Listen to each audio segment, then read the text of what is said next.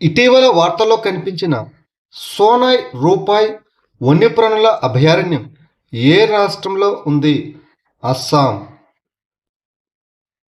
సోనాయ్ రూపాయ్ వన్యప్రాణుల అభయారణ్యం అస్సాంలోని సోనిత్పూర్ జిల్లాలో గ్రేట్ హిమాలయ పర్వత శ్రేణి పాదాల వద్ద ఉంది.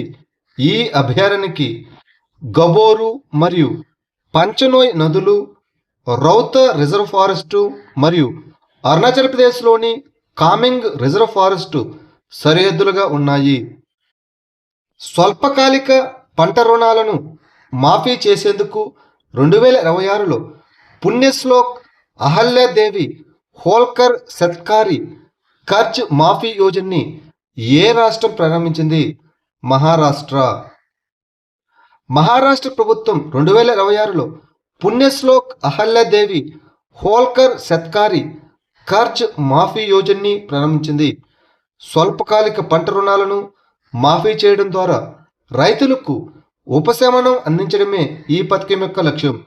దీని మొదటి దశలో ఈ పథకం 6.2 లక్షలకు పైగా అర్హులైన రైతు బ్యాంకు ఖాతాలకు మాఫీ మొత్తాలను విజయవంతంగా పంపిణీ చేసింది.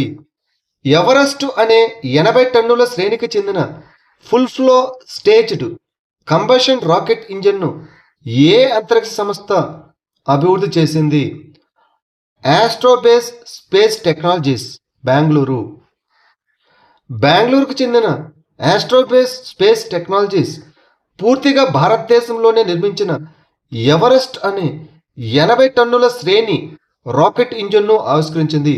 ఈ ఇంజన్ ద్రవ ఆక్సిజన్ మరియు ద్రవ మీథేన్ను ఉపయోగిస్తుంది. అదేవిధంగా సుమారు 800 kN థ్రస్ట్ను ఉత్పత్తి చేసేలా రూపొందించబడింది. ఈ ఆస్ట్రోబేస్ ఆంధ్రప్రదేశ్లోని తన ప్రైవేట్ కేంద్రంలో మొదటి పూర్తిస్థాయి హాట్ ఫైర్ పరీక్షను నిర్వహించాలని యోచిస్తున్నది. ఇటీవల వార్తలో కనిపించిన తాగ్లా పాస్ ఏ రాష్ట్రంలో ఉంది? అరుణాచల్ ప్రదేశ్. తాగ్లా పాస్ అనేది అరుణాచల్ ప్రదేశ్ యొక్క వాయువ్య మూలల్లో భారతదేశం, భూటాన్ మరియు టిబెట్ల త్రిసంధికి సమీపంలో ఉన్న ఒక అత్యంత వ్యూహాత్మక పర్వత మార్గం. చారిత్రాత్మకంగా ఇది 1962 నాటి సినో ఇండియన్ యుద్ధానికి దారితీసిన ప్రధాన ఘర్షణ ప్రాంతాల్లో ఒకటి.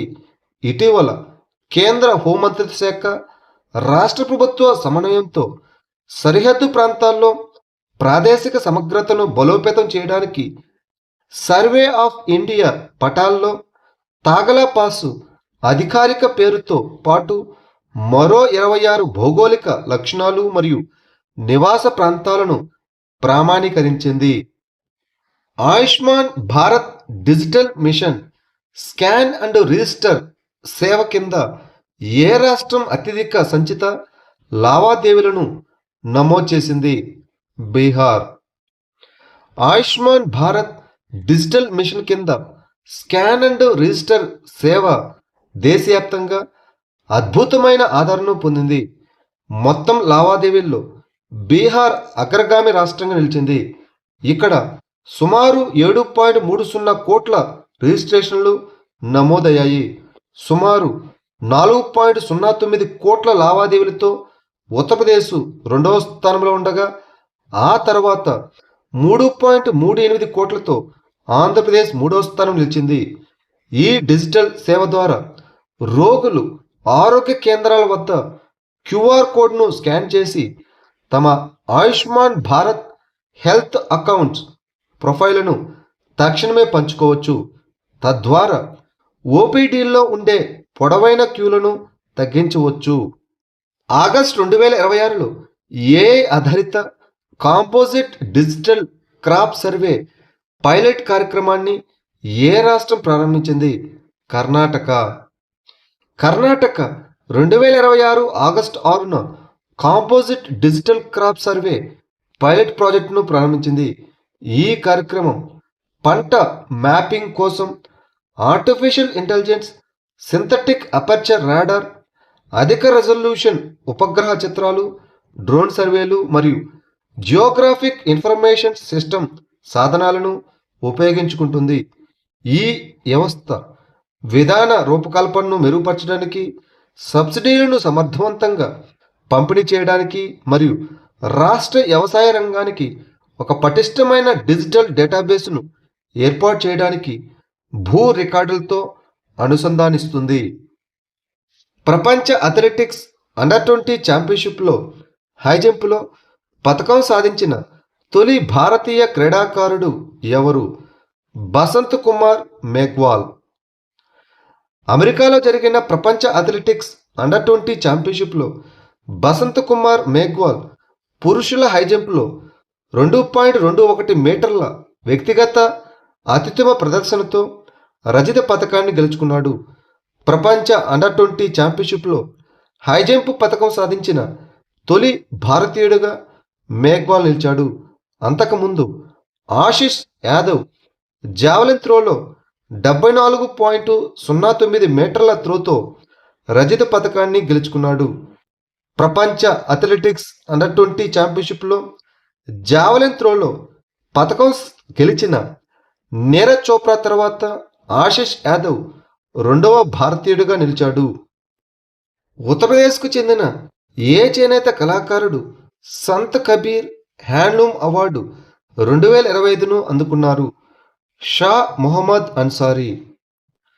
ఉత్తరప్రదేశ్కు చెందిన షా మొహమ్మద్ అన్సారీ జర్బప్టు సేవాతంబరి అవధ్ జమ్దాని చీరను నేయడంలో తన అద్భుతమైన హస్తకళ నైపుణ్యానికి గాను ప్రతిష్టాత్మకమైన సంత్ కబీర్ హ్యాండ్లూమ్ అవార్డు 2025ను అందుకున్నారు. ఈ జమ్దాని పద్ధతి అనేది ఒక సాంప్రదాయక, అత్యంత నైపుణ్యం కలిగిన అనుబంధ అంచునేత శైలి. ఆయనతో పాటు ఒడిస్సాకు చెందిన రామ్ మెహర్ మరియు అస్సాంకు చెందిన రుణిమా చేతియా చౌదరి కూడా సంత్ కబీర్ అవార్డులను అందుకున్నారు. భారతదేశంలో ఏ విమానాశ్రయం దేశపు మొట్టమొదటి ఉపగ్రహ మార్గదర్శక హెలికాప్టర్ సమీప విధానాన్ని అమల్లోకి తెచ్చింది? హెచ్ఏఎల్ విమానాశ్రయం, బెంగళూరు. భారతదేశ మొట్టమొదటి ఉపగ్రహ మార్గదర్శక హెలికాప్టర్ ల్యాండింగ్ విధానం రిక్వైర్డ్ నావిగేషన్ పర్ఫార్మెన్స్ కేటగిరీ హెచ్గా పిలువబడుతూ బెంగళూరులోని హెచ్ఏఎల్ విమానాశ్రయంలో అమల్లోకి వచ్చింది. ఈ చారిత్రాత్మక విజయం భారతదేశంలో రోటరీ వింగ్ విమానాల కోసం ఉపగ్రహ ఆధారిత ఖచ్చితమైన ల్యాండింగ్ మార్గాలను ఉపయోగించడంలో హెచ్ఏఎల్ విమానాశ్రయాన్ని అగ్రగామిగా నిలుపుతుంది. ప్రకృతి జ్ఞాన్ ధామ్ అనే పర్యావరణ విద్యా కేంద్రాన్ని ఎక్కడ ప్రారంభించారు? లక్నో, ఉత్తరప్రదేశ్.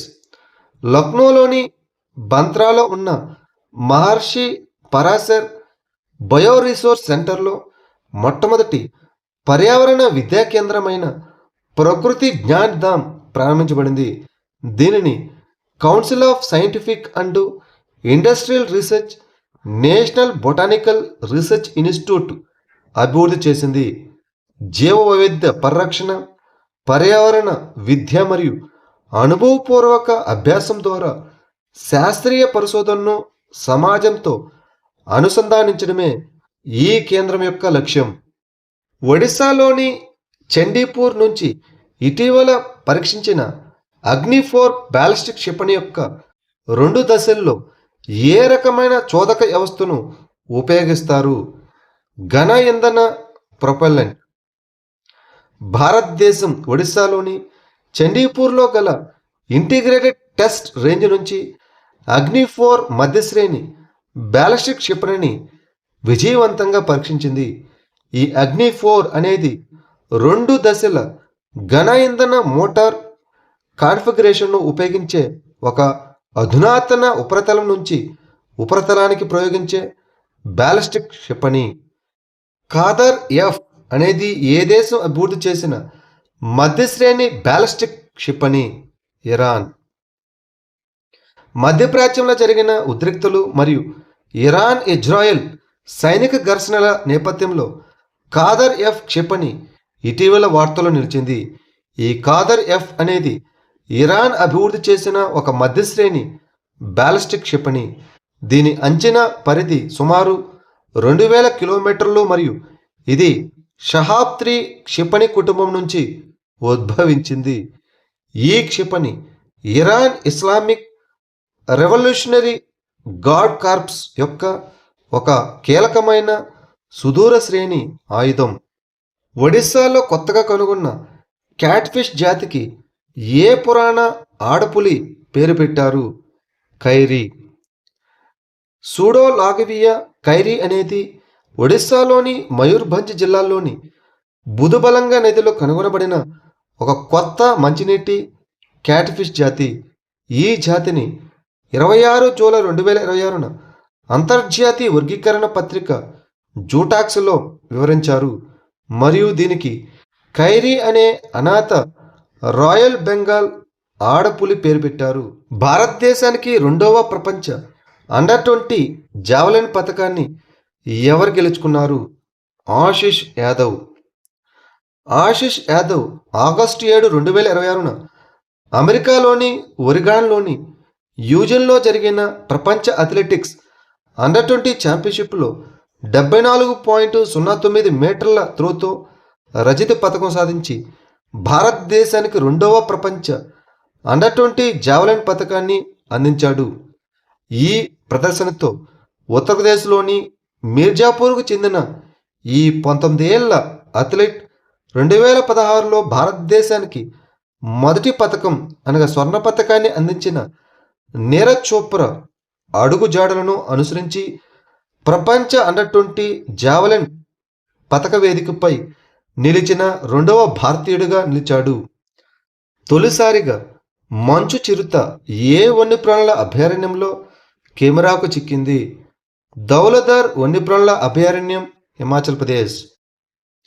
భారతదేశంలోని హిమాచల్ ప్రదేశ్ రాష్ట్రంలోని కాంగ్రా జిల్లాలో ఉన్న దౌలధర్ వన్యప్రాణుల అభయారణ్యంలో తొలిసారిగా ఒక మంచు చిరుత కెమెరాలో బంధించబడింది. అంతుచిక్కని పర్వతాల దెయ్యంగా పిలువబడే ఈ పులి చాలా కాలంగా అభయారణ్యం యొక్క లోగోపై అధికారిక చిహ్నంగా ఉన్నప్పటికీ దాని ఉనికి ఛాయాచిత్ర ఆధారాలతో శాస్త్రీయంగా నిరూపించడం ఇదే మొదటిసారి.